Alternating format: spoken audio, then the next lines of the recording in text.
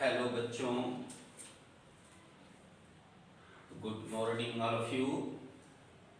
सभी का स्वागत है। Most welcome to all in my channel chemistry classes. सीखने और सिखाने की इस कड़ी में मैं रत्नेश कुमार पांडे एक बार सभी का हार्दिक दिल से अभिनंदन करता हूं, स्वागत करता हूं। जैसा कि प्रीवियस वीडियो में हमने बताया था कि हमारा यूनिट 3 केमिस्ट्री का यूनिट 3 क्या हो गया, कंप्लीट हो गया। उससे रिलेटेड आप लोगों को जो भी प्रॉब्लम होगा आप लोग पूछोगे। ओके बच्चों, और आज हम लोग यूनिट 4 शुरू करने वाले हैं। यूनिट 4 में है आपका केमिस्ट्री के यूनिट 4 इनऑर्गेनिक केमिस्ट्री से रिलेटेड है, जिसमें chemical bonding and molecular structure के विषय में बताया जाएगा। तो हमारा यूनिट 4 क्या है? यूनिट 4 में आप लोग पढ़ोगे unit 4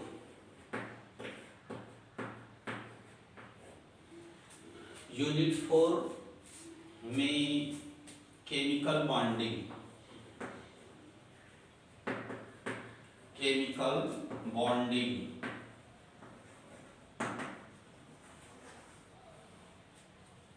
and molecular structure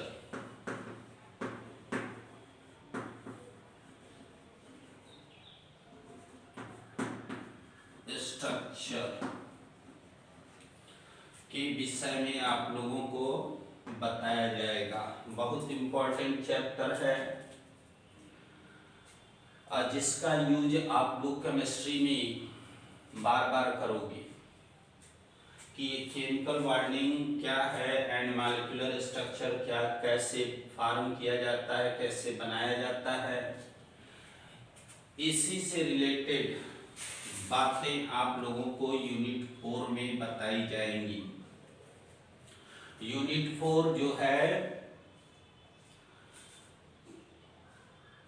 chemistry में बहुत उपयोगी है। रसायन विज्ञान यदि आप पढ़ते हो तो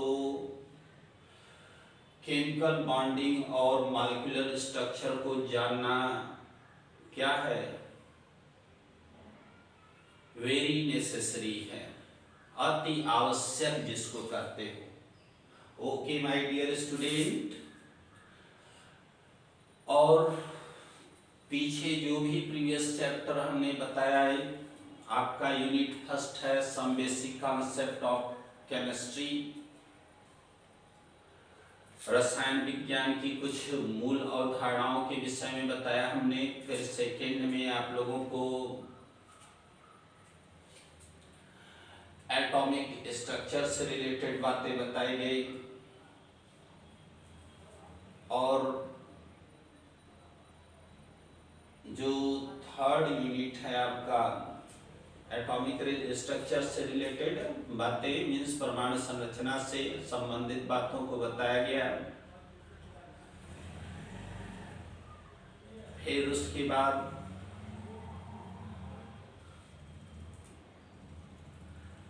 पीरियोडिक क्लासिफिकेशंस को हमने यूनिट 3 में बताया। आप लोग समझे होंगे। यदि नहीं समझ में आया तो उससे रिलेटेड आप लोग जो भी डाउट है आप लोग पूछ सकते हो कि हमारे पास ये टॉपिक, ये क्वेश्चंस है, इस टॉपिक से रिलेटेड ये टॉपिक हमको नहीं समझ में आया।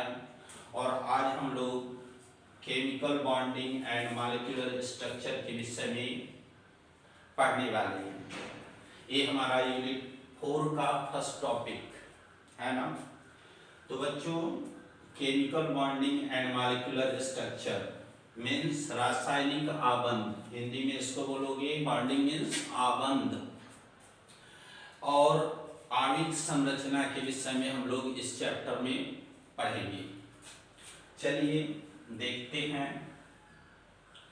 तो अभी तक आपने केवल सिंगल एटम के विषय में पढ़ा, एलिमेंट्स के विषय में पढ़ा। जो पीरियोडिक क्लासिफिकेशंस आप लोगों को हमने बताया उसमें आपने क्या देखा?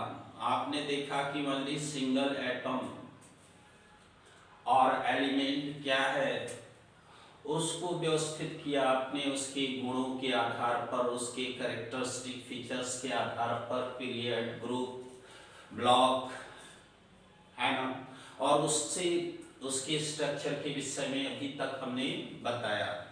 तो एलिमेंट जब आपने पढ़ा, एलिमेंट मीन्स क्या होता है बच्चों? एलिमेंट्स मीन्स तत्व। एलिमेंट जो होता है उसको तत्व बोलते हो। तत्व क्या है? प्योर सब्सटेंस है। हमने बताया था कि इसको कहीं से भी यदि किसी भी एलिमेंट को आप क्या करोगे, किसी भी पार्ट से डिवाइड करोगे तो उसके सेम कैरेक्टर होते हैं। एलिमेंट में आप लोगों को हमने बताया था कि मेटल होते हैं, नॉन मेटल होते हैं, सब मेटलाइट्स होते हैं, है ना। मेटल्स क्या हैं, नॉन मेटल्स क्या हैं और सब मेटलाइट्स क्या हैं, इसके विषय में भी प्रीवियस चैप्टर में हम जिक्र कर चुके हैं। अभी आगे आएगा उससे रिलेटेड तो और बातें हम बताएंगे उससे संबंधित। तो एलिमेंट्स में क्या होता है कि एलिमेंट ओनली सिंगल एटम को रिप्रेजेंट करता है। जैसे हमने कहा nitrogen, phosphorus, arsenic, antimony, bismuth, ये क्या है? एलिमेंट। तो एलिमेंट पढ़ाते समय हमने बताया था कि इसमें एक इसी के कॉम्बिनेशन से, एलिमेंट का जो कॉम्बिनेशन होता है सर्टेन रेशियो में क्या होते हैं? एलिमेंट कंबाइंड होते हैं। तत्व क्या होते हैं? कंबाइंड होते हैं और किसका निर्माण करते हैं? मॉलिक्यूल्स का निर्माण करते हैं, यौगिक का निर्माण करते हैं, कंपाउंड जिसको बोलते हो, है ना। यह क्या है? H2O यौगिक है। और यौगिक है, आप लोग देख रहे हो, यह H2O को हमने क्या बोला? यौगिक बोला, मॉलिक्यूल्स बोला। ये वाटर का वन मॉलिक्यूल्स है, molecules of water, molecules molecules of water, water का मॉलिक्यूल्स है, ठीक है। यदि आपसे हमने पूछा कि ये कौन सा कंपाउंड है तो आप कहते वाटर है, जल है। बहुत सारे कंपाउंड हैं, बहुत सारे यौगिक है, इसमें केमिस्ट्री में आप लोगों को बहुत सारे कंपाउंड्स के विषय में पढ़ना है।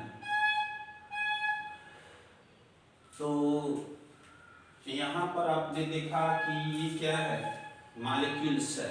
और मॉलिक्यूल्स का निर्माण किससे होता है इसके विषय में भी हमने प्रीवियस चैप्टर में बताया कि जो एटम्स होते हैं वो क्या करते हैं? कंबाइंड होते हैं, जुड़ते हैं और किसका निर्माण करते हैं? मॉलिक्यूल्स का निर्माण करते हैं। मॉलिक्यूल्स के विषय में बताया हमने कि होमो एटॉमिक मॉलिक्यूल्स मीन्स समान प्रकार के परमाणुओं के द्वारा जो अणु बनते हैं उसे हम क्या बोलते हैं?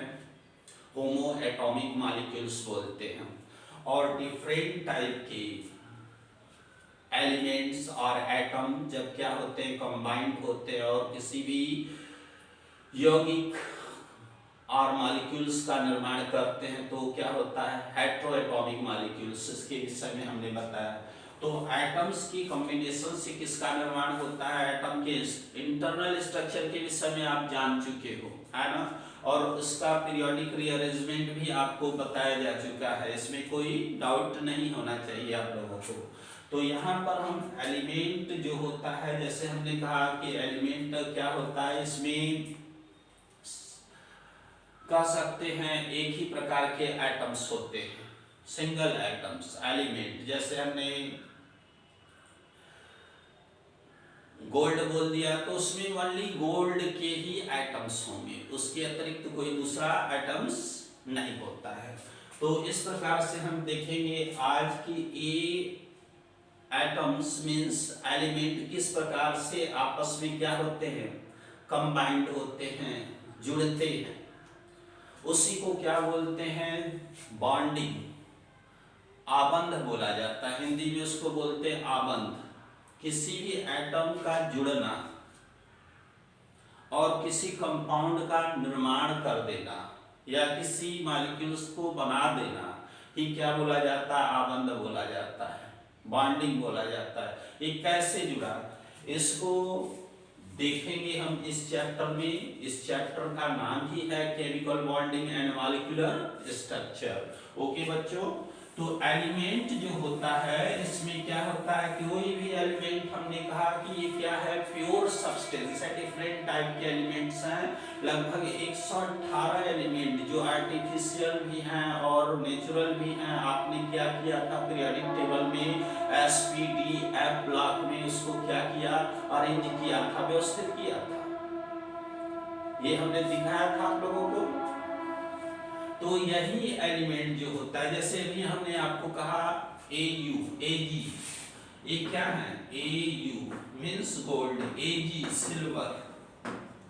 तो जो गोल्ड, सपोज दैट ये गोल्ड है, तो इसमें क्या है, गोल्ड के ही एटम्स होंगे। जो स्मॉलेस्ट पार्टिकल होगा इसको हटाओगे, देखोगे इसको, इसमें छोटे छोटे पार्टिकल से यह क्या है, जुड़कर मिलकर बना हुआ है ना। इसमें एक ही प्रकार के एटम्स होंगे, वही एलिमेंट होता है। इसलिए हमने कहा कि यह क्या है, प्योर सब्सटेंस होता है, शुद्ध पदार्थ, प्योर सब्सटेंस। जो एलिमेंट होते हैं वो प्योर सब्सटेंस होते हैं। और एलिमेंट जो नेचुरल एलिमेंट होते हैं प्रकृति में क्या होते हैं, स्वतंत्र, प्रकृति में जो पाए जाते हैं, है ना, उसको हम अपने से नहीं बना सकते हैं। आर्टिफिशियल वो हो जाएंगे, यदि हमने बना दिया तो वो आर्टिफिशियल हो गया। यदि गोल्ड को हम बना देते, है ना, ये पॉसिबल नहीं है। गोल्ड प्रकृति में है और वह किस रूप में, अयस्क के रूप में, ओर्स के रूप में पाया जाता है, जिसको आप क्या कर सकते हो, एक्सट्रैक्शंस करते हो, जिसको निष्कर्षण करते हैं। उसमें से जो भी इम्प्योरिटी है उसको हटा के आप प्योर गोल्ड क्या करते हो, फाइंड करते हो, प्राप्त करते हो। तो इस प्रकार एलिमेंट में आपने देखा था कि कुछ नेचुरल एलिमेंट्स हैं, लगभग अधिक क्या है, नेचुरल हैं, और कुछ आर्टिफिशियल एलिमेंट हैं, जिसके विषय में भी मैं प्रीवियस चैप्टर में आप लोगों को क्या किया हूँ, जिक्र किया हूँ। ऐसा नहीं है उसके विषय में हमने नहीं बताया है।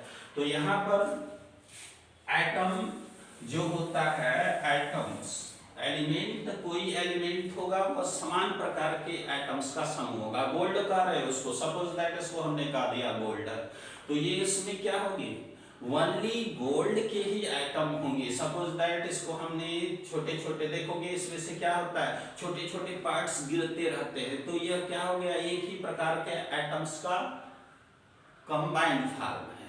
उसी को हमने कहा ये क्या है, एलिमेंट गोल्ड है, ठीक, जो कि समान प्रकार के एटम का समूह होता है। तो यहाँ पर देखो एटम, अभी तक हमने ओनली एटम्स के विषय में पढ़ा, एटम का इंटरनल स्ट्रक्चर जाना। लेकिन एटम्स जो होते हैं जब कंबाइंड होते हैं, डिफरेंट टाइप के एटम्स होते हैं जो क्या होते हैं, कंबाइंड होते हैं, तो इसमें सब में यह प्रॉपर्टी पाई जाती है, कॉम्बिनेशंस प्रॉपर्टी लगभग सभी एटम्स में पाई जाती है। वो कंबाइंड होने की प्रॉपर्टी रखते हैं, एक दूसरे के साथ क्या करते हैं, जुड़ते हैं। और क्यों जुड़ते हैं इसी को हम इसमें पढ़ेंगे। तो इसमें क्या होता है बच्चों की, एटम्स की कॉम्बिनेशन से किसका निर्माण होता है, मॉलिक्यूल्स का निर्माण होता है।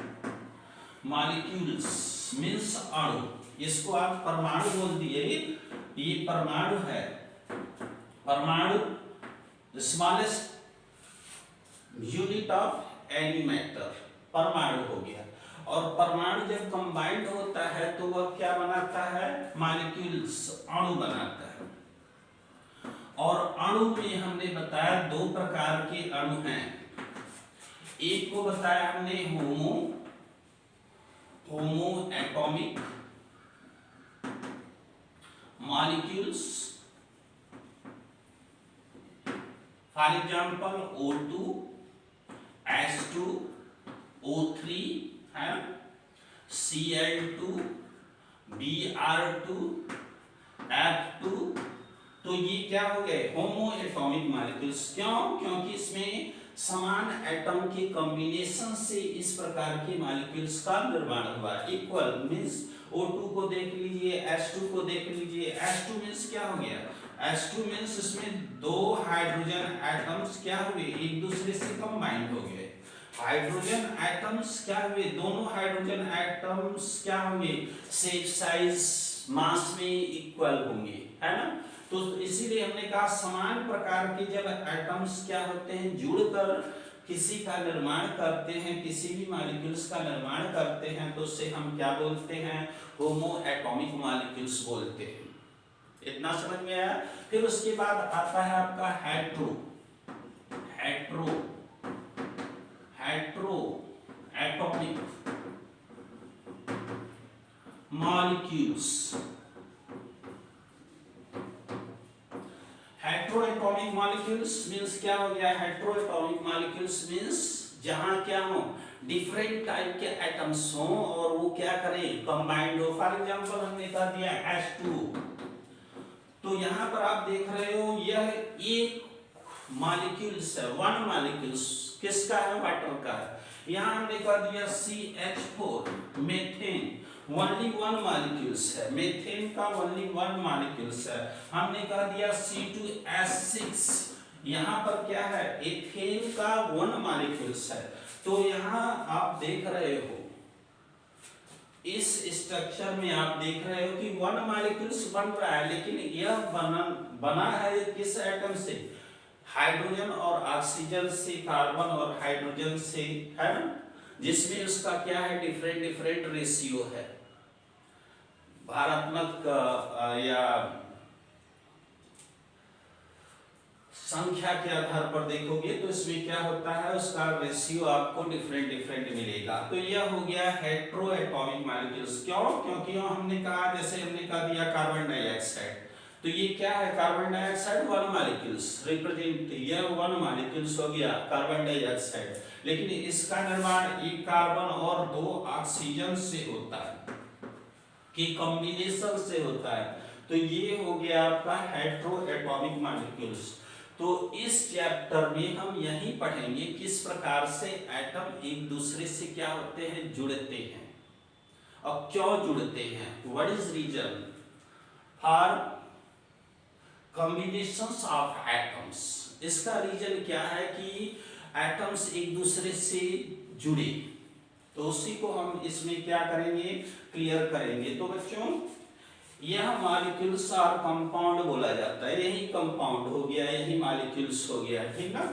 तो यहाँ पर देखिए, अभी आपने सिंगल एटम्स को देखा, कोई भी फैमिली ले लिया, nitrogen, phosphorus, arsenic, antimony, bismuth, कोई नाइट्रोजन फैमिली ले लो, ऑक्सीजन फैमिली ले लो, D ब्लॉक ले लो, S ब्लॉक ले लो, F ब्लॉक ले लो। अभी आपने केवल सिंगल एटम के विषय में पढ़ा कि उसका स्ट्रक्चर कैसा होता है, उसमें क्या क्या फंडामेंटल पार्टिकल्स हैं, उसके क्या क्या कैरेक्टर्स हैं, किस प्रकार की चार्ज होते हैं, इससे रिलेटेड बातें आपने देखा एटम में।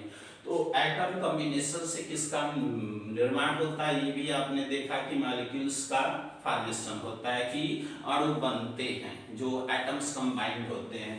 तो एटम कैसे कंबाइंड होते हैं, मेनली देखो, कोई किसी से जुड़ता कैसे है, चाहे वहां पर आकर्षण हो, अट्रैक्शन हो, अट्रैक्शन रहेगा, यदि लगाव रहेगा तो वो क्या होंगे, परस्पर जुड़ेंगे, है ना, एक दूसरे से लगाव होता है, अट्रैक्शन।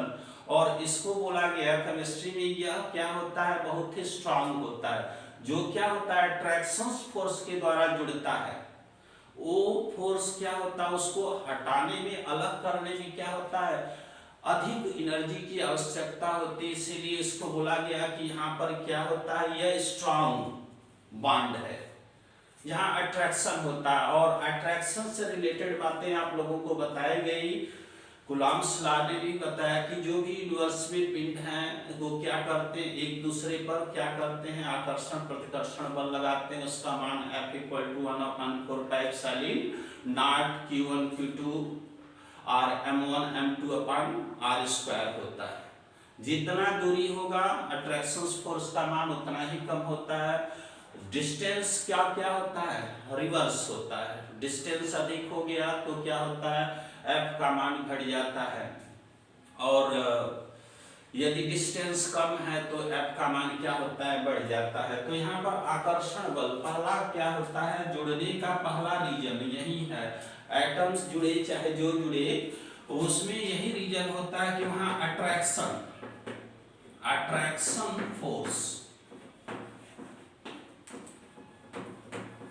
अट्रैक्शन फोर्स मीन्स इसको आकर्षण कहते हैं। आकर्षण के द्वारा कोई भी एक दूसरे से क्या होता है, जुड़ता है, आकर्षण बल। और यह बल वैज्ञानिकों ने स्ट्रॉन्ग फोर्स कहा। जहां अट्रैक्शन होगा वहां पर अधिक लगाव होता है, उसको हटाने में क्या होता है, अधिक एनर्जी देनी पड़ती है। यह अट्रैक्शन फोर्स बोला गया। एलिमेंट के विषय में भी यही होता है कि अट्रैक्शन फोर्स यदि है, और यहाँ फिजिक्स में बताया गया कि जहां दो विपरीत क्या हो, अपोजिट चार्ज आते हैं, पॉजिटिव निगेटिव के बीच क्या होता है, अट्रैक्शन होता है, और पॉजिटिव पॉजिटिव के बीच क्या होता है, रिपल्सन होता है ना, और निगेटिव निगेटिव के बीच रिपल्सन होता है। मीन्स सेम चार्ज एक दूसरे को रिपेल करते हैं, और क्या करते हैं, अपोजिट चार्ज एक दूसरे को अट्रैक्ट करते हैं। यह क्या साइंस के लैंग्वेज में बताया गया। तो यहाँ जुड़ने का मतलब क्या हो गया, अट्रैक्शंस का मतलब क्या हो गया, एक दूसरे के पास आना और एक दूसरे से कंबाइंड हो जाना, अट्रैक्शन हो गया। तो मेनली एटम क्या होते हैं, इसके द्वारा आकर्षण बल के द्वारा क्या होते हैं, जुड़े होते हैं। जुड़ने का संदर्भ देखा जा रहा है, एटम कैसे जुड़ता है। वहां पर मेनली या तो अट्रैक्शन फोर्स काम करेगा या तो बॉन्ड बनेगी। दूसरा होता है बॉन्ड। अब इसी के विषय में, बॉन्ड मीन्स आबंध। आबंध क्या है, वह माध्यम है जिसके द्वारा कोई भी एटम्स क्या होता है, दूसरे के साथ कंबाइंड होता है, ऐड होता है, वो आबंध हो गया। तो मेनली यहाँ पर आपको 3 आबंध के विषय में पढ़ना है, single bond, double bond and triple bond. तो एटम्स जितने भी हैं, आप जितने भी बॉन्ड के विषय में देखोगे, बॉन्ड से रिलेटेड यदि वो एक दूसरे के पास आ रहे हैं, एक दूसरे से जुड़ना चाह रहे हैं, तो या तो उसके बीच अट्रैक्शन फोर्स होगा या तो फिर बॉन्ड का फॉर्मेशन करेंगे। तो वही हमको इसमें देखना है, इस चैप्टर में कैसे अट्रैक्शन फोर्स बनता है, कैसे बॉन्ड बनता है। ओके बच्चों, और फिर हम उस मॉलिक्यूल्स के स्ट्रक्चर पर जाएंगे, ठीक है। तो जुड़ना, एटम का जुड़ना क्या बोला जाता है, केमिस्ट्री के लैंग्वेज में केमिकल बॉन्डिंग बोला जाता है। यहाँ पर केमिकल बॉन्डिंग हुआ जिसके कारण दो या दो से अधिक एटम्स क्या हुए, एक दूसरे के साथ ऐड हो गए। हमने बॉन्डिंग का रीजन बताया। बॉन्डिंग रीजन 2 प्रकार से ही होता है मेनली। वैसे तो 3 प्रकार के बॉन्ड फॉर्मेशन होंगे यहाँ पर, या उससे भी अधिक एक आध 2 बॉन्ड और अधिक हैं, है ना, उसमें हम बताएंगे आप लोगों को। लेकिन यहाँ पर जो बॉन्डिंग पद्धति है, जुड़ने की पद्धति है, मुख्य रूप से वहाँ 2 बातें ही आपको देखने को मिलेगा। चाहे वह क्या हो, अट्रैक्शन फोर्स होगा, आकर्षण के द्वारा जुड़ गए, चाहे उसमें क्या होगा, बॉन्ड फॉर्मेशन हो जाएगा। अब बॉन्ड फॉर्मेशन क्यों होता है इसके विषय में भी मैं बताऊंगा। तो यहाँ जब हमने आप लोगों को वैलेंसी बताया होगा, वैलेंसी याद कीजिए, संयोजकता, संयोजकता। कोई भी एटम्स क्या होता है, एटम्स का इलेक्ट्रॉनिक कॉन्फ़िगरेशंस करते हुए according to their atomic number. किसी भी एटम का इलेक्ट्रॉनिक कॉन्फ़िगरेशंस आप लोगों को हमने बताया कि एटम्स है तो एटम में 2 पार्ट्स होते हैं, एक न्यूक्लियस होता है, न्यूक्लियस में 2 फंडामेंटल पार्टिकल्स पाए जाते हैं जिसको न्यूक्लियन बोलते हैं, न्यूट्रॉन प्लस प्रोटॉन। और फिर उसके चारों तरफ क्या होते हैं, डिफरेंट एनर्जी लेवल होते हैं जिसमें इलेक्ट्रॉन क्या करते हैं, चक्रण करते हैं किसी भी एटम में, नंबर ऑफ इलेक्ट्रॉन और नंबर ऑफ प्रोटॉन की संख्या क्या होती है, समान होती है।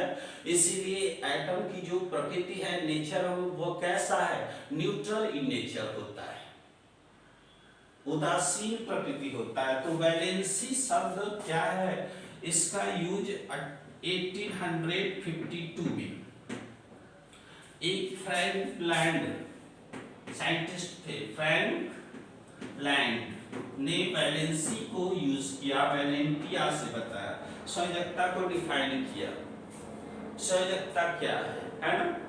तो फ्रैंक लैंड का नाम आता है इसमें वैलेंसी, जिसे वैलेंटिया से लिया गया। क्या होता है कि संयोग करने की क्षमता, कोई भी एटम दूसरे एटम के साथ क्या हो रहा है, यदि जुड़ रहा है तो वह जितने इलेक्ट्रॉन का शेयर करता है वही उसकी क्या है, वैलेंसी है। इसको फ्रैंक लैंड ने एक्सप्लेन किया था इन 1852 में, और बताया कि जो वैलेंसी होती है, वैलेंसी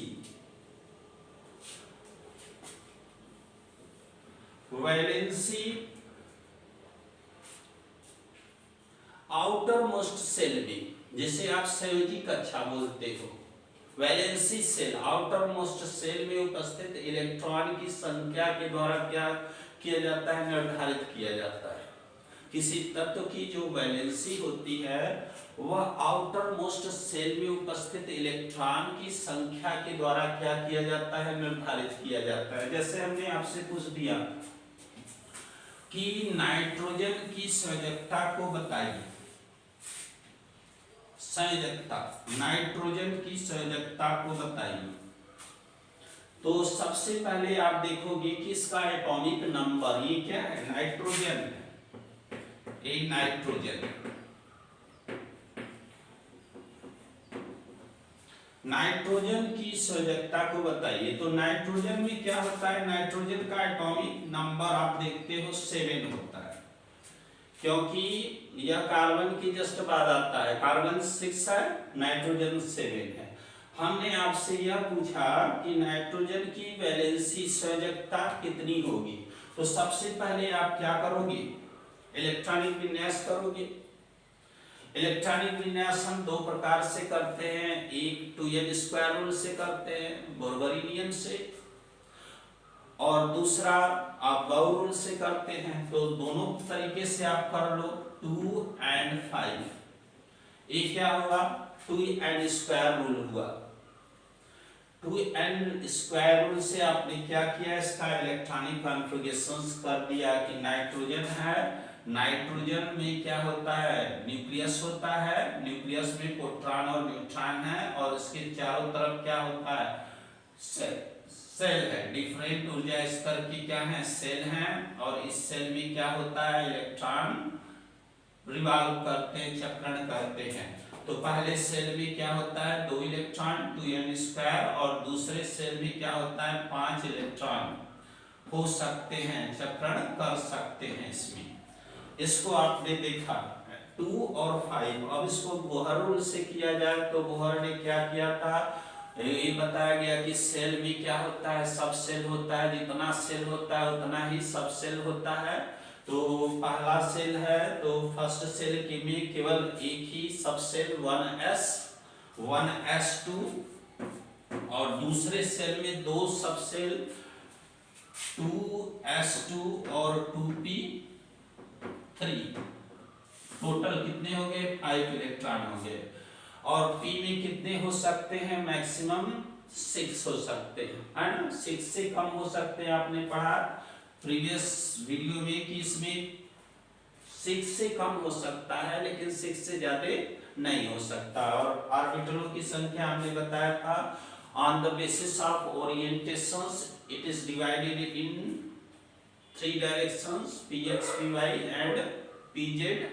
तो उसमें 2 2 6 इलेक्ट्रॉन आते हैं, जिसमें एक ऑर्बिटल्स में क्या होता है, अपोजिट स्पिन के 2 इलेक्ट्रॉन पाए जाते हैं। ये p है इसका लास्ट वाला,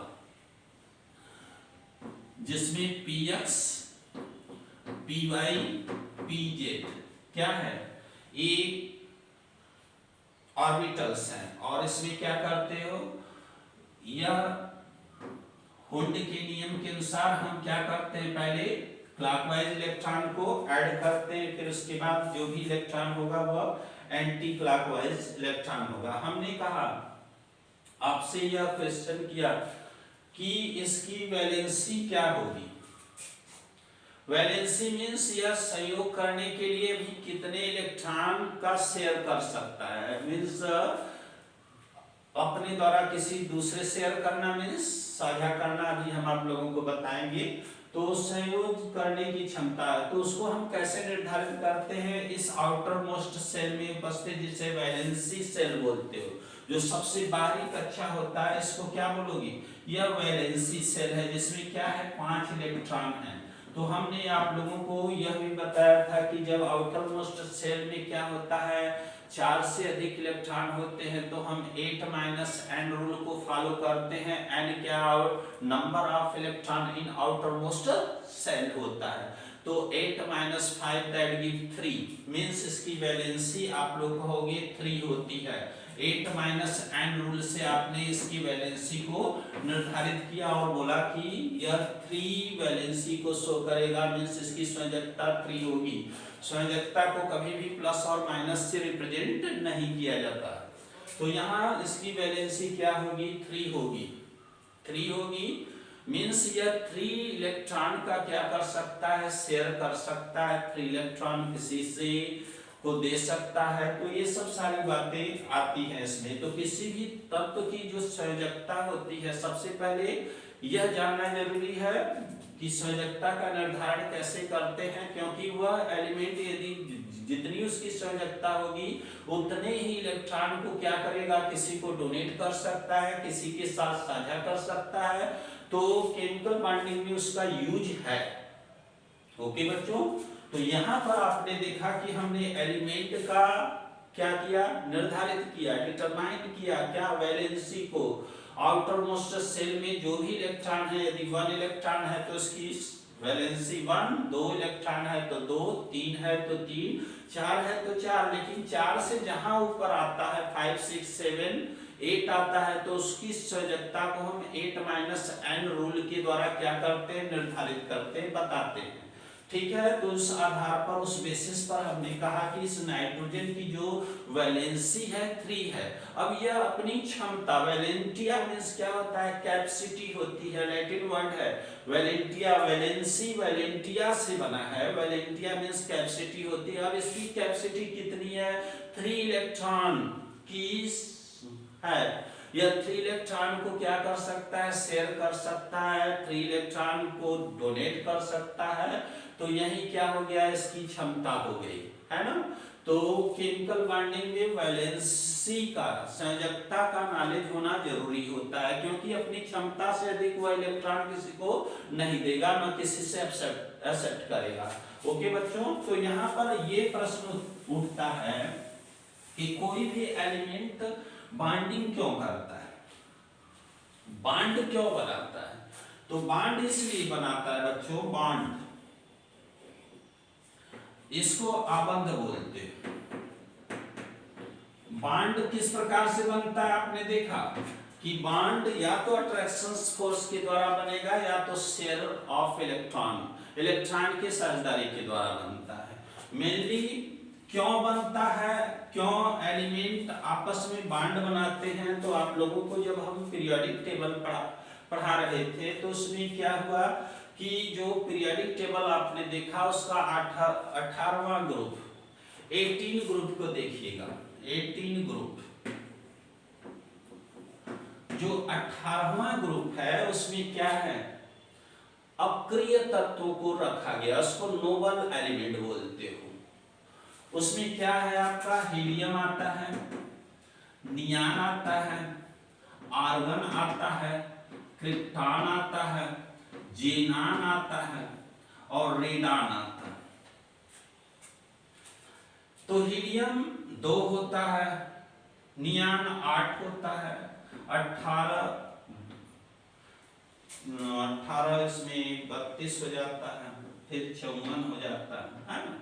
इसी प्रकार से हम क्या करते हैं, तत्व को व्यवस्थित किए हैं कि जो अंतिम तत्व है जिसको आप निष्क्रिय इनएक्टिव एलिमेंट, इसको क्रिया करने की कोई आवश्यकता नहीं, ये क्या होते हैं, निष्क्रिय होते हैं, नोबल होते हैं, बहुत कम एक दूसरे से क्या होते हैं, रेयर केस में ही ऐड होते हैं, ये आइडियल माने जाते हैं, वो मीन्स या इनएक्टिव होते हैं। और बाकी जितने भी एलिमेंट आप लोग इसके अलावा 17, 16, 15, 14, 13 ग्रुप, जो भी ग्रुप है 1 से लेके 70 तक के ग्रुप क्या हैं, सब क्या होते हैं, एक्टिव होते हैं, क्रियाशील होते हैं। तो एलिमेंट भी दो प्रकार का होता है, एक क्रियाशील एलिमेंट होता है और एक अक्रियाशील, means active elements and inactive elements.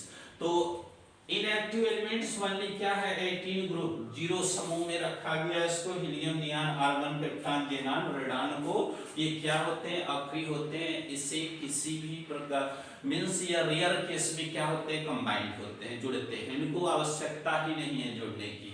और बाकी सब क्या है, एक्टिव हैं। तो वो एक्टिव क्यों है, इसके विषय में, वो बॉन्ड क्यों बनाए, वे क्यों एक दूसरे से जुड़े, बस इन्हीं के जैसा नोबल गैस इलेक्ट्रॉनिक कॉन्फ़िगरेशंस को प्राप्त करने के लिए, फाइंड करने के लिए वो क्या करते हैं, एक दूसरे के साथ ऐड होते हैं ताकि वो क्या हो जाए, स्टेबल हो जाए। कोई क्रिया इसलिए करता है, कोई भी एलिमेंट क्रिया इसलिए करता है ताकि वह क्या हो गए, स्टेबल हो जाए। जो एलिमेंट्स होते हैं उनकी एनर्जी क्या होती है, मोर होती है, अधिक energy less stability, more energy less stability को शो करता है। यदि अधिक ऊर्जा है आपके पास तो आप स्टेबल नहीं रहोगे। अब कम ऊर्जा जब आप क्या करते हो, बॉन्डिंग फॉर्मेशंस करते हो, तो क्या होता है, एनर्जी रिलीज होती है, ऊर्जा मुक्त होती है, मीन्स ऊर्जा कम हो जाता है। कम हो जाने पर क्या हो जाता है, वो एलिमेंट स्टेबल हो जाता है। तो कोई भी अक्रिय तत्व, कोई भी क्या होता है, एक्टिव एलिमेंट्स इनएक्टिव होने के लिए ही क्या करता है, किसी दूसरे के साथ बॉन्ड का फॉर्मेशन करता है ताकि वह स्थायी हो जाए। अपनी ऊर्जा को वह लॉस कर देगा, बॉन्ड जब बनाएगा ना तो अपनी ऊर्जा को जो क्या करता है, इलेक्ट्रॉन लेने देने में मुक्त कर देता है, उत्सर्जित कर देता है, कम कर देता है, और जिसके कारण उसकी स्टेबिलिटी क्या हो जाती है, बढ़ जाती है। जब एनर्जी अधिक रहेगा तो वह एलिमेंट अधिक उछल कूद करेगा, खूब कूदेगा, ऊर्जा खूब है, कूदेगा, है ना, इधर उधर घूमेगा। और जैसे ही क्या हुआ, उसकी एनर्जी कम हो गई, वह स्टेबल हो गया, शांत हो गया। आप भी क्या करते हो, थक जाते हो तो रेस्ट लेने लगते हो, तो वही उछल कूद समाप्त हो जाता है। इसीलिए वो क्या करता है, केमिकल बाइंडिंग करता है ताकि अनस्टेबल है तो वह स्टेबल हो जाए। और स्टेबल होने पर क्या होगा, उसका इलेक्ट्रॉनिक कॉन्फ़िगरेशन जो होता है एज ए नोबल गैस के जैसा क्या हो जाता है, वो बन जाता है। जो इलेक्ट्रॉनिक कॉन्फ़िगरेशंस है, जब तक इलेक्ट्रॉनिक कॉन्फ़िगरेशंस आपका देखोगे, जब तक कोई भी परमाणु का ऑर्बिटल जो होता है वह क्या होता है, भरा नहीं है, मीन्स जितने इलेक्ट्रॉन होने चाहिए उतने इलेक्ट्रॉन नहीं बन, तो वह क्या करेगा, दूसरे के साथ क्या करता है, क्रिया करता है। वह अपने इलेक्ट्रॉन की पूर्ति के लिए वह दूसरे के साथ जुड़ना पसंद करता है ताकि वह क्या करे, एक स्थायी विन्यास दे और अपने आप को स्टेबल कर ले। सब लोग एक्टिव तब तक रहते हैं जब तक कि वो क्या हो, स्टेबल ना हो जाए। यही घटना क्या होती है, इस एलिमेंट में भी होती है। यह इसलिए इसके जैसा इलेक्ट्रॉनिक कॉन्फ़िगरेशन किसी भी अक्रिय तत्व का, जब भी आप क्या करोगे, इलेक्ट्रॉनिक कॉन्फ़िगरेशंस करोगे तो देखोगे जिस सेल, सब सेल में जितना इलेक्ट्रॉन होना चाहिए उसमें उतना ही इलेक्ट्रॉन है।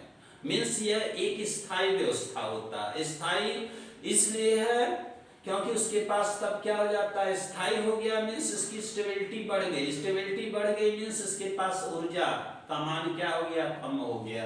यहाँ पर हीलियम है तो इसका इलेक्ट्रॉनिक कॉन्फ़िगरेशंस करोगे तो 1s2 मींस s में मैक्सिमम 2 इलेक्ट्रॉन हो सकते हैं, तो इसमें 2 इलेक्ट्रॉन हैं। इसी प्रकार नियान का करोगे तो 1s2 और 2s2 और 2p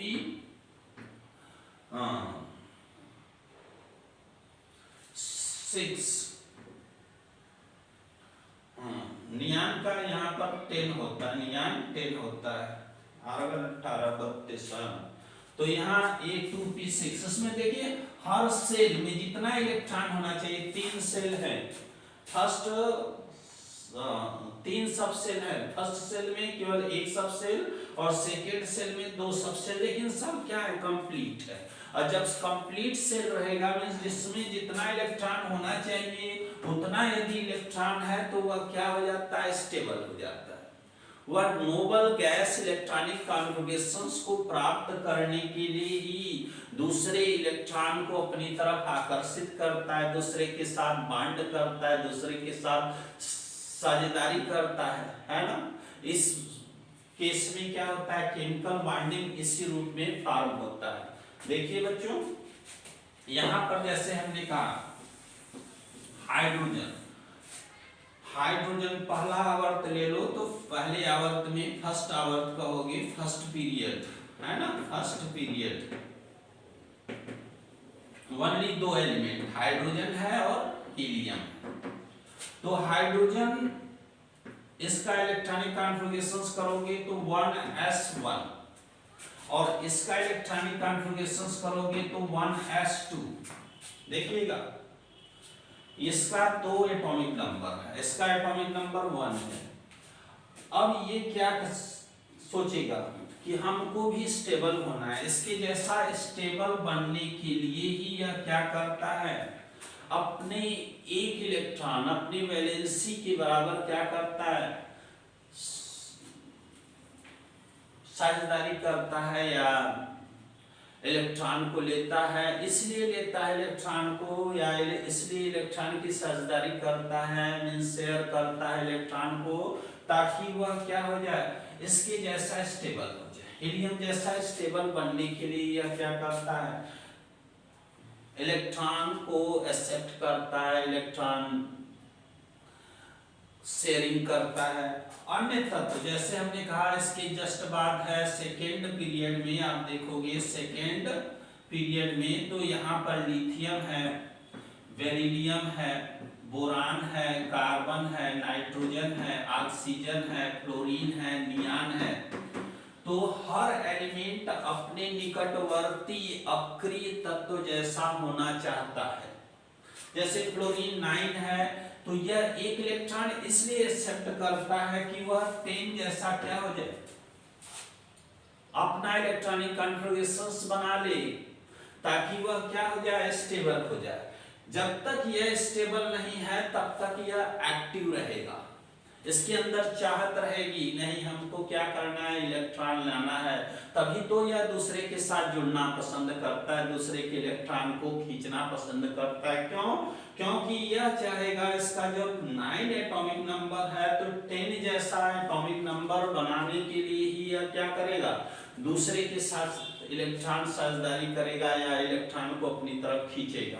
अब यहाँ ऑक्सीजन 8 है तो इससे क्या, अपनी वैलेंसी इसका 2 होता है, तो 8 को 10 में कन्वर्ट करने के लिए यह क्या करता है, दूसरे के साथ शेयर करता है। मींस एक स्थायी इलेक्ट्रॉनिक कॉन्फ़िगरेशंस फाइंड करने के लिए ही क्या करते हैं ये सब।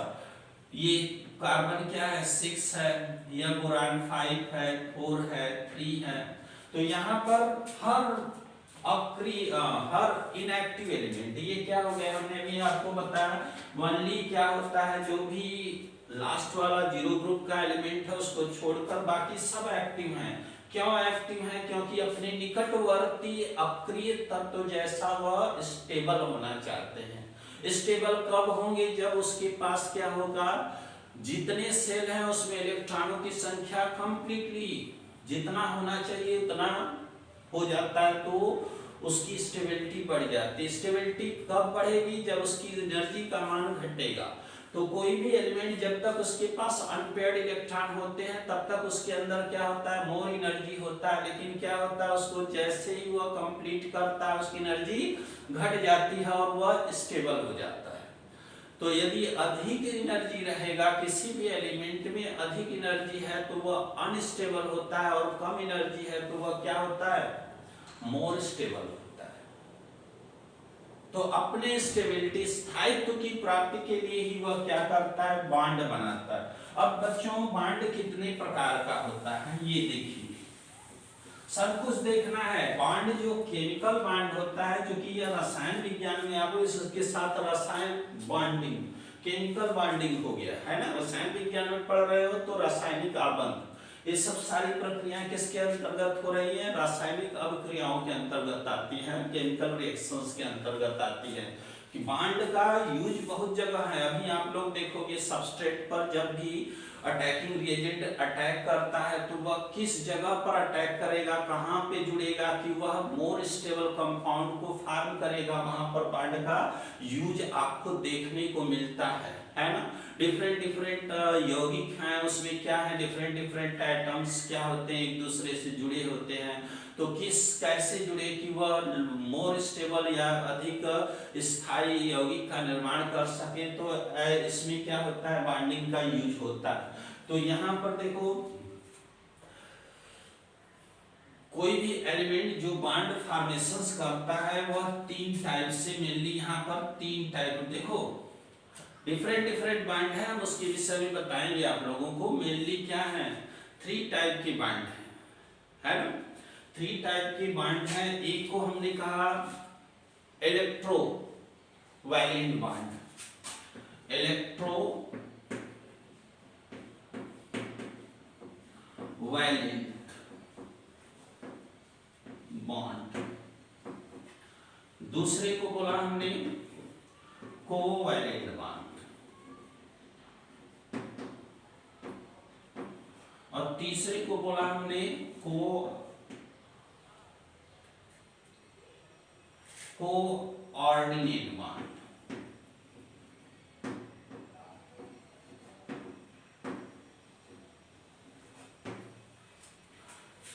Covalent bond, coordinate bond and electrovalent bond means वैद्युत संयोजी आबंध, सहसंयोजी आबंध और उपसहसंयोजी आबंध। जो मुख्यतः वही है, एक जगह आकर्षण आपको देखने को मिलेगा और 2 जगह पर शेयर होगा, है ना, इलेक्ट्रॉन की साझेदारी होगी, इन दोनों में शेयर होता है।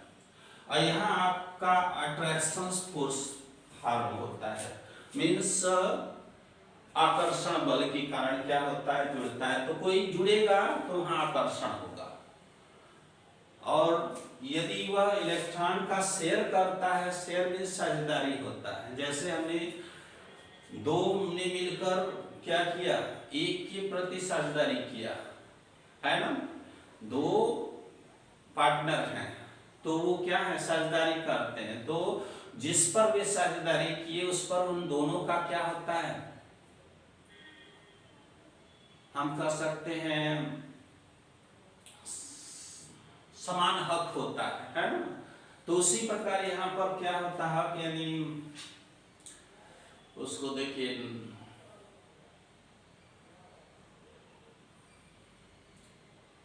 उस पर अधिकार बोलते हैं, जिस पर शेयर होता है 2 पार्टनर के बीच, उस पर दोनों पार्टनर का सेम अधिकार, है ना, हक होता है। ठीक है, तो यहाँ पर electrovalence, covalence and coordinate bond, mainly 3 bond यहाँ पर आप लोगों को पहले मैं बता रहा हूँ, अभी अदर भी बॉन्ड है उसको भी बताएंगे, लेकिन इसी बेसिस पर मुख्य रूप से यही 3 प्रकार के बॉन्ड हैं। एक होता है वैद्युत संयोजी आबंध, दूसरा होता है सहसंयोजी आबंध, और तीसरा होता है कोऑर्डिनेट आबंध मींस उप सहसंयोजी आबंध। 3 टाइप का आबंध है, इसमें तीनों को हम अलग अलग बताएंगे, लेकिन इन नेक्स्ट अगले टर्म पे इलेक्ट्रोकोवैलेंट्स मींस ये चार्ज से रिलेटेड होता है। इसमें कोई भी एलिमेंट क्या करता है, इलेक्ट्रॉन देता है, इलेक्ट्रॉन देता है, एक डोनर होता है इलेक्ट्रॉन। जितने भी क्या होते हैं अल्कली मेटल होते हैं वो क्या करते हैं, जितने क्षारीय एलिमेंट होते हैं वो इलेक्ट्रॉन को क्या करते हैं, डोनेट करते हैं। क्यों डोनेट करते हैं, इसलिए डोनेट करते हैं ताकि वह स्टेबल कॉन्फ़िगरेशंस को क्या करें, फाइंड करें और स्टेबल हो जाए। जैसे हमने कहा सोडियम क्या है, सोडियम अल्कली मेटल्स है, पढ़े भी हो। इसका इलेक्ट्रॉनिक विन्यास होता है 281 281, ये बोल्बरी रूल से। वैसे करोगे तो 1s2 2s2 2p6 3s1। तो वह क्या करेगा, यह सोडियम है अपने निकटवर्ती नियान जैसा स्टेबल बनना चाहेगा। निकटवर्ती अक्रिय तत्व तो इसका क्या हो जाएगा, नियान होगा, क्योंकि इसका एटॉमिक नंबर क्या होता है 10 होता है। तो राउंडिंग नंबर आप लोग पढ़े होंगे, तो यह क्या होता है 5 या 5 से अधिक होगा तो यह जो नियान होता है वह इसके निकटवर्ती माना जाता है ना। समीपवर्ती अक्रिय तत्व तो जैसा यह बनना चाहेगा। तो इसके आउटर मोस्ट सेल में क्या है, एक इलेक्ट्रॉन एक्स्ट्रा है, जिसमें 10 है और इसमें क्या है 11 है। तो एक इलेक्ट्रॉन को यह क्या करेगा, हटा देगा। और जब यह Na पॉजिटिव, जितने इलेक्ट्रॉन को यह डोनेट करेगा उतना उस पर क्या आता है, पॉजिटिव चार्ज आता है। पॉजिटिव चार्ज का मतलब धनात्मक आवेश आता है ना। इसको आप केटायन बोलते हो। और क्लोरीन है, ठीक बच्चों। अभी आप लोगों को सारांश में बता रहा हूँ, डिटेल में भी बताऊंगा इसमें। और क्लोरीन है, दूसरा एलिमेंट क्या है, क्लोरीन है। इसका 17, इसका इलेक्ट्रॉनिक कॉन्फ़िगरेशंस करोगे तो 2 8 7। यह आर्गन जैसा क्या होना चाहेगा, स्टेबल हो जाना चाहेगा, क्योंकि इसका निकटवर्ती अक्रिय तत्व तो कौन है, आर्गन है। इसका इलेक्ट्रॉनिक विन्यास क्या होता है 288 होता है, मींस 1s2 2s2 2p6 और 3s2 होना चाहता है। 3s देखो 1s2 2s2 2p6 3s2 3p5। तो यह 6 करना चाहेगा। एक इलेक्ट्रॉन की कमी है इसके पास आर्गन जैसा स्टेबल होने के लिए, क्योंकि इसके पास 17 इलेक्ट्रॉन है। हमने अभी कहा कि अपना कोई भी इलेक्ट्रॉन क्यों ग्रहण करता है, इलेक्ट्रॉन का परित्याग करता है, ताकि वह क्या करे, स्टेबल, जो स्टेबल तत्व हैं, अक्रिय तत्व हैं, नोबल तत्व हैं, उनके जैसा क्या हो सके, वैसा इलेक्ट्रॉनिक कॉन्फ़िगरेशंस को प्राप्त कर सके। तो यहाँ पर क्या होता है ना कि एक इलेक्ट्रॉन यदि इसको कहीं से मिल जाए तो यह क्या होगा, आर्गन जैसा स्टेबल हो जाएगा। और हीलियम जैसा या नियान जैसा यह स्टेबल होने के लिए क्या करेगा, अपना एक इलेक्ट्रॉन डोनेट कर देगा। इजी वर्क करना, ये भी क्या कर सकता है 18 भी बना सकता है, लेकिन नहीं बनाएगा। क्यों, क्योंकि वही काम करेगा कोई जो कि इजी हो, आसान हो, है ना। 7 6 इलेक्ट्रॉन को लाना है, यहाँ पर 7 इलेक्ट्रॉन मीन्स इसमें क्या होता है, दो इलेक्ट्रॉन और अपना तीसरा भी ऑर्बिटल यदि कंप्लीट कर ले, एक्स्ट्रा इलेक्ट्रॉन मिल जाए तो क्या हो जाता है, स्टेबल इलेक्ट्रॉनिक कॉन्फ़िगरेशंस को फाइंड कर लेगा। लेकिन ऐसा करेगा नहीं, यह अपना ही इलेक्ट्रॉन क्या करता है, यहाँ से एक इलेक्ट्रॉन निकाल देगा तो यह नियान जैसा इलेक्ट्रॉनिक कॉन्फ़िगरेशंस फाइंड कर लेगा। जो कोई भी एलिमेंट क्या करता है, जितना इलेक्ट्रॉन देता है उस पर उतना पॉजिटिव चार्ज आता है। इसने अपना इलेक्ट्रॉन इसलिए दिया क्योंकि यह नियान जैसा स्टेबल इलेक्ट्रॉनिक कॉन्फ़िगरेशंस फाइंड कर ले। और इसने एक इलेक्ट्रॉन इसलिए ग्रहण किया ताकि यह आर्गन जैसा क्या हो सके, इलेक्ट्रॉनिक कॉन्फ़िगरेशंस को फाइंड कर सके। तो यहाँ पर क्या होता है, पॉजिटिव और नेगेटिव के बीच अट्रैक्शन होता है, और जिसके कारण एक दूसरे से जुड़ जाते हैं और एक स्ट्रॉन्ग फोर्स आयनिक आबंध का निर्माण करते हैं। पॉजिटिव नेगेटिव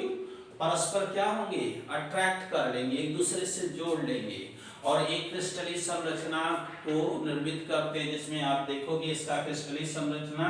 तो ये Na पॉजिटिव लगभग 6 Cl नेगेटिव के साथ क्या है, इस क्रिस्टल में जुड़ा हुआ है। इसी प्रकार Cl नेगेटिव 6 पॉजिटिव Na के साथ क्या हुआ है, जुड़ा हुआ है, एक कॉम्पैक्ट स्ट्रक्चर बनाता है, क्रिस्टलीय संरचना को फॉर्म करता है, जिसकी बॉन्ड को तोड़ना क्या होता है, कठिन होता है। मीन्स यहाँ पर अबंधन ऊर्जा इसकी अधिक हो जाती है। जो गलनांक क्वथनांक आप लोग पढ़ोगे उसका अधिक होगा। इलेक्ट्रो कोवेलेंट बॉन्ड बोला जाता है क्योंकि ये चार्ज से रिलेटेड है। एक पॉजिटिव हो गया, दूसरा नेगेटिव। अट्रैक्शन फोर्स के द्वारा ये क्या हुआ, आपस में जुड़े और NaCl का फॉर्मेशन कर दिए, सोडियम क्लोराइड का। तो यहाँ पर ये क्या हो गया, आयनिक आबंध हो गया। इसके विषय में आप लोगों को हम नेक्स्ट वीडियो में बताऊंगा कि क्या होता है आयनिक आबंध, कोवैलेंट बॉन्ड और उपसंयोजी आबंध मींस कोऑर्डिनेट बॉन्ड क्या होता है। और कोई बच्चा शायद अनिकेत पूछ रहा था कि सर फॉर्मल चार्ज क्या होता है। फॉर्मल चार्ज मींस जब आप मॉलिक्यूल्स बनाते हो, देखो बच्चों अभी आप मॉलिक्यूल्स के विषय में पढ़ोगे। जैसे हमने कहा O3, ये क्या है, ओजोन का एक अणु है, इसी को कहते हैं ओजोन, है ना। ये ओजोन का एक मॉलिक्यूल्स है। तो इसका स्ट्रक्चर जब आप बनाओगे ऐसे ये स्ट्रक्चर हो जाएगा ओजोन का, है ना। ये स्ट्रक्चर है किसका, ओजोन का। तो आप ये पाओगे ना कि यहाँ पर क्या होता है, ये इस प्रकार से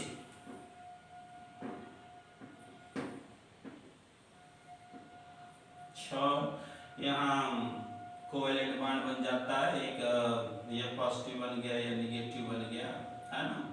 कोवेलेंट बॉन्ड स्ट्रक्चर बनाओगे तो हम बताएंगे इसको। अभी फॉर्मल चार्ज आपका आगे है, जब कोवेलेंट बॉन्ड बताएंगे, जब मॉलिक्यूल्स आप बनाना चाहोगे। जैसे हमने कहा कि ये फॉर्मल चार्ज मींस किसी भी अणु में उपस्थित जो परमाणु होते हैं उस पर जो चार्ज आता है उसी को क्या बोलते हैं, अणु में किसी भी मॉलिक्यूल्स में जो एटम्स होते हैं मींस कंबाइंड स्टेट में जो एटम्स होते हैं उस पर जो चार्ज डेवलप होता है उसी को क्या बोलते हैं, फॉर्मल चार्ज बोलते हैं। जैसे हमने कहा कि यहाँ पर ऑक्सीजन का क्या फॉर्मल चार्ज होता है, यहाँ पर इस ऑक्सीजन, इसको मान लो पहला ऑक्सीजन बोल दिया, इसको दूसरा ऑक्सीजन, इसको तीसरा ऑक्सीजन बोल दिया, तो फॉर्मल चार्ज क्या होता है। फॉर्मल चार्ज मींस ये ऑक्सीजन जो है ना, इसकी वैलेंस शेल में कितना इलेक्ट्रॉन है।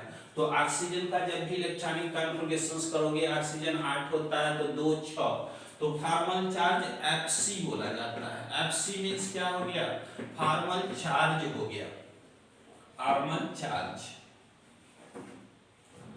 तो फॉर्मल चार्ज मींस क्या हो गया, Fc बोला गया।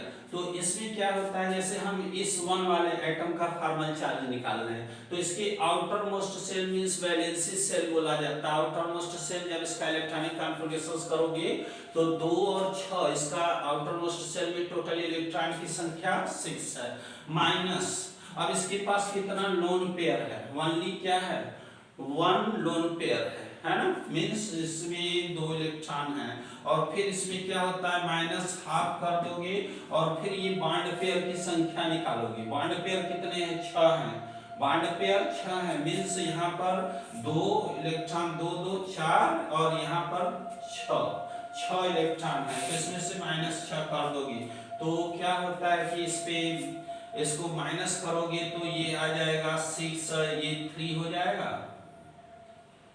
है ना, 3 हो जाएगा। और यहाँ पर क्या हो जाएगा, 4 मीन्स 1 +1 हो जाएगा। इस पे +1 का फॉर्मल चार्ज आता है। तो यहाँ 6 देख लो, यहाँ पर 6, इसको 3 कर दिया, 3 2 5 हो गया, 6 +1, हाँ +1 का चार्ज आ जाएगा। इसको अभी मैं पढ़ाऊंगा फॉर्मल चार्ज। आप लोग क्वेश्चन पूछे रिलेटेड विद टॉपिक। ओके बच्चों, जो चैप्टर पढ़ाया जा रहा है उससे रिलेटेड पूछिए, ये सब बातें हम आप लोगों को बताएंगे। अब नेक्स्ट वीडियो में अगले वाले पार्ट्स में आप लोगों को बताया जाएगा क्या होता है आयनिक आबंध, क्या होता है सहसंयोजी आबंध, कोवैलेंट क्या होता है और कोऑर्डिनेट वैलेंट क्या होता है। लुईस और क्वेसल जो हैं इन 1919 में आए थे, उन्होंने क्या किया, इलेक्ट्रॉनिक विन्यास संरचना बनाया। और इलेक्ट्रॉनिक विन्यास संरचना किस प्रकार से बनाते हैं, डिफरेंट टाइप के यौगिक हैं, उसमें इसका इलेक्ट्रॉनिक बिंदु संरचना कैसे बनाया जाता है, इसको वीडियो नंबर 3 में आप लोगों को मैं एक्सप्लेन करूंगा। तब तक के लिए बाय बाय, फिर मिलते हैं इन नेक्स्ट वीडियो। यदि आप लोगों को कोई भी प्रॉब्लम होगा रिलेटेड विद टॉपिक तो आप लोग पूछ सकते हो। यदि आज का वीडियो आप लोगों को पसंद आया हो तो लाइक सब्सक्राइब जरूर करें। फिर मिलते हैं नेक्स्ट क्लास। ओके।